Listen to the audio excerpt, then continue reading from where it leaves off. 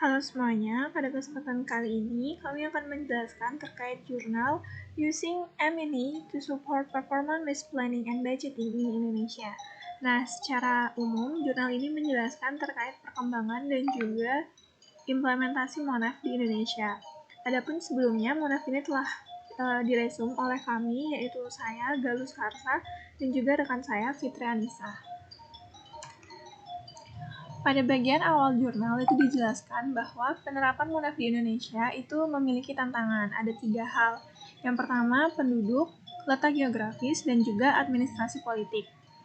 Penduduk Indonesia merupakan salah satu tantangan karena Indonesia itu merupakan negara dengan populasi penduduk yang cukup banyak. Selain itu, penduduk Indonesia juga beragam dalam artian memiliki ras, budaya yang berbeda-beda. Lalu yang kedua adalah letak geografis. Hal ini mengacu pada letak Indonesia yang ada di garis khatulistiwa yang menyebabkan cukup banyaknya adanya fenomena alam seperti misalnya gunung berapi ataupun pergeseran lempeng bumi. Yang ketiga adalah unit administrasi politik yang mengacu pada pemerintahan di Indonesia yang dibagi menjadi 2, yaitu ada pemerintahan pusat dan juga pemerintahan di daerah. Selanjutnya, dijelaskan juga bahwa cikal bakal dari adanya perkembangan sistem MONEF di Indonesia itu mengacu sebenarnya dari era pemerintahan Soeharto.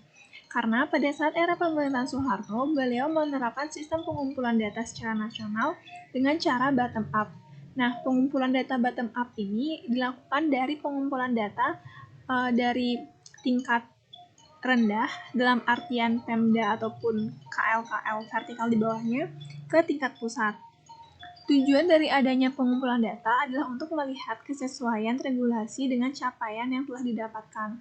Hal ini merupakan cermin atau wujud nyata dari pelaksanaan MONEF, monitoring dan evaluasi karena menggunakan perspektif pengawasan dan juga pemeriksaan.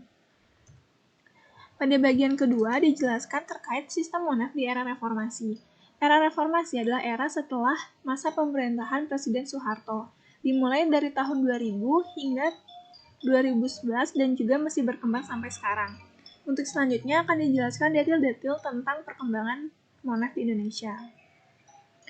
Nah, seperti yang telah dijelaskan sebelumnya, bahwa sistem di era reformasi itu adalah ketika Presiden Soeharto mundur dari jabatannya pada tahun 1988. Pada saat dimulainya era reformasi, itu membawa sebuah perubahan yang tercermin dari adanya kebebasan berpendapat dan juga lebih terbukanya terhadap pemberitaan di media. Adanya perubahan ini tentu saja mengakibatkan perbedaan di sistem di Indonesia. Yang pertama adalah trias politika. Ketika masa reformasi, pemerintahan Indonesia mengenal adanya sistem trias politika yang terdiri dari sistem legislasi, eksekutif, dan juga yudikatif. Yang kedua adalah meningkatnya organisasi non-pemerintah. Hal ini disebabkan karena adanya kebebasan berpendapat, yang menyebabkan banyak masyarakat Indonesia yang akhirnya bisa untuk membangkitkan ataupun memulai adanya organisasi-organisasi non-pemerintah berupa partai ataupun kelompok masyarakat lainnya. Yang ketiga adalah Big Bang desentralisasi. Big Bang desentralisasi merupakan kewenangan dari pemerintah pusat untuk memberikan fokus pelayanan publik dan juga pengembangan politik kepada pemerintah daerah seperti misalnya kota ataupun daerah lainnya. Lalu yang keempat, karena adanya kebebasan berpendapat dan juga lebih terbukanya terhadap pemberitaan di media tentu saja dapat meningkatkan transparansi dan juga akuntabilitas di sektor publik. Nah, selanjutnya dijelaskan terkait evolusi MONEF yang lebih mendetail di Indonesia. Seperti yang telah dikatakan sebelumnya, bahwa sistem MONEF di Indonesia itu lahir bersamaan dengan timbulnya paket Undang-Undang Reformasi Keuangan Negara, yaitu pada tahun 2003 itu diterbitkan Undang-Undang 17 tahun 2003 tentang keuangan negara. Dalam undang-undang ini mengatur 3 hal pokok. Yang pertama adalah implementasi budget classification yang menjelaskan terkait klasifikasi jenis belanja. Lalu yang kedua ada menyatukan anggaran terkait anggaran pengembangan dan juga anggaran rutin. Serta yang ketiga untuk lebih membuat atau menekankan terhadap konsep KPJM. Dilanjuti setahun berikutnya, yaitu pada tahun 2004, pemerintah Indonesia menerbitkan Hukum Rencana Pengembangan Nasional. Dalam hukum ini berisikan mandat yang pertama, bahwa Bappenas sebagai PIC Perencanaan Nasional, dia memiliki kewenangan untuk selalu memerhatikan kesesuaian antara regulasi yang telah ditetapkan dengan capaian output yang ada di lapangan. Yang kedua, kementerian secara individual itu berkewenangan untuk membuat rencana kerjanya sendiri. Selanjutnya, pada tahun 2005, perkembangan yang dilakukan pemerintah oleh Kemendagri khususnya adalah mengeluarkan standar layanan minimum sebagai kunci utama di sektor pelayanan nasional. Nah, standar layanan minimum ini merupakan bukti nyata dari bentuk konsistensi pemerintah yang akan selalu menerapkan perkembangan sistem MONEF di Indonesia.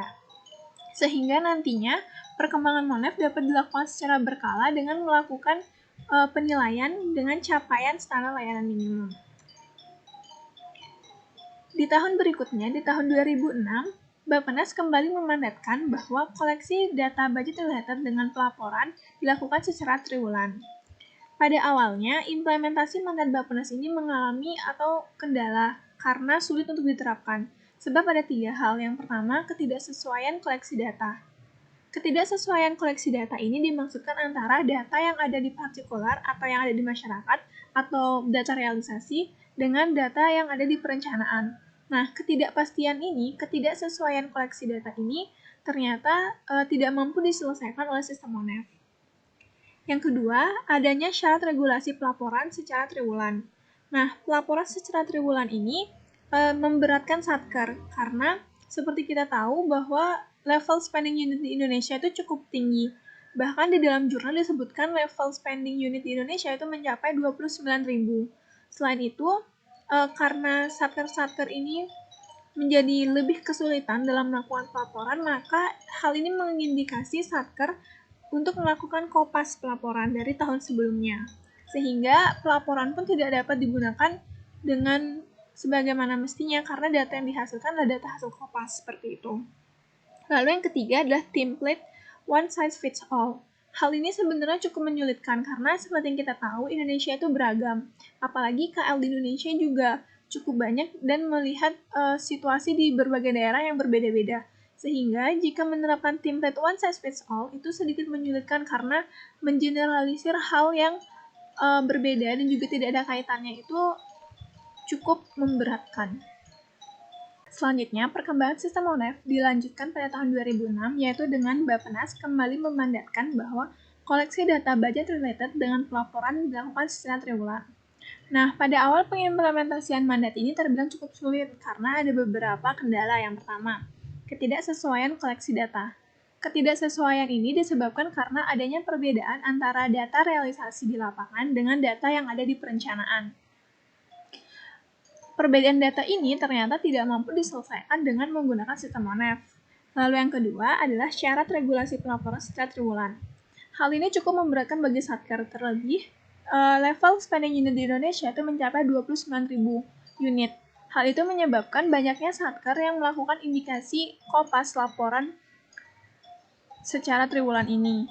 Hal ini jika hal ini dilakukan tentu saja tidak dapat menghasilkan hasil MONEF yang sesuai dengan keadaan real-time di lapangan.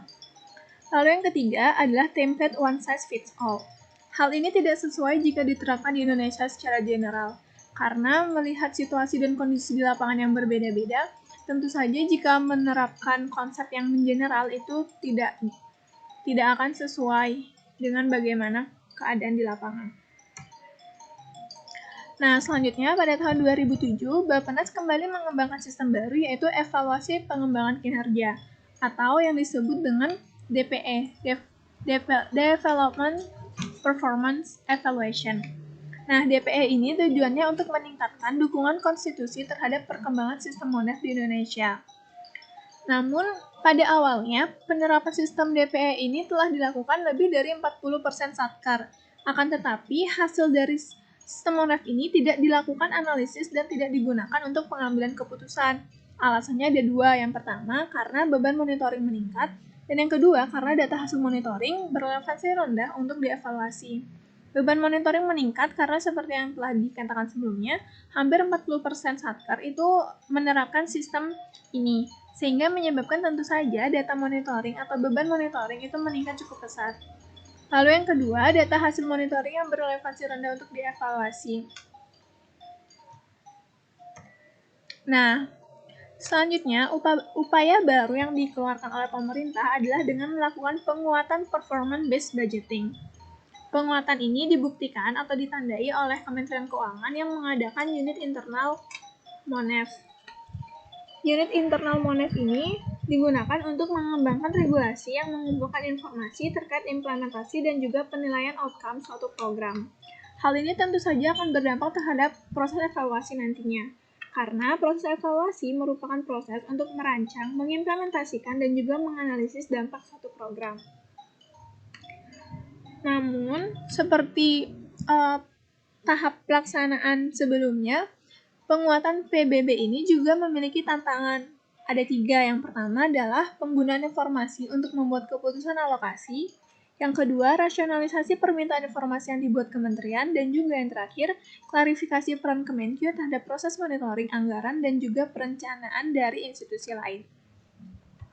Nah, berdasarkan keseluruhan proses ataupun evaluasi pengembangan sistem MONEF di Indonesia, ada beberapa tantangan yang dapat kami sampaikan. Yang pertama adalah memperkuat insentif terhadap pelaksanaan MONEF dan penggunaan informasi. Yang kedua, terlalu banyak pihak yang ikut campur dalam masalah perencanaan dan juga implementasi MONEF. Dan yang ketiga, kekhawatiran tentang keberlanjutan sistem MONEF di Indonesia.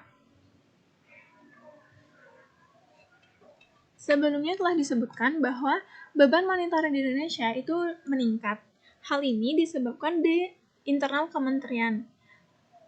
Pada beberapa kementerian seperti Kesehatan, Pendidikan, Pertanian, dan juga Pekerjaan Umum, mereka memiliki beberapa ketentuan monitoring tersendiri. Salah satunya adalah mewajibkan mereka untuk membuat setidaknya ada 6 laporan monitoring. Nah, adanya laporan ini tentu saja mengakibatkan internal kementerian akan melakukan monitoring secara internal untuk mengumpulkan informasi.